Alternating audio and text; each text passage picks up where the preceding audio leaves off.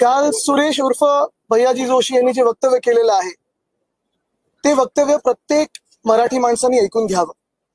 कारण एकंदर आपण भाजपची गेल्या काही वर्षांमध्ये भूमिका पाहिली तर महाराष्ट्राचा अपमान, महाराष्ट्राच्या महापुरुषांचा अपमान, मराठी भाषेचा अपमान हे सातत्याने करत आलेले आहे।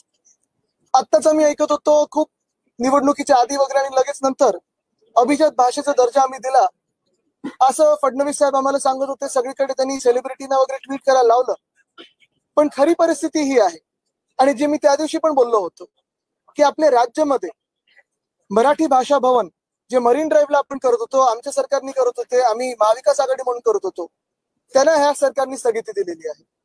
मराठी नाट्यकला जी आहे त्याचं एक दालन म्युझियम आपण गिरगाव चौपाटी ते करत होतो, तिथे त्याला स्थगिती काय रद्द करून टाकलेलं आहे।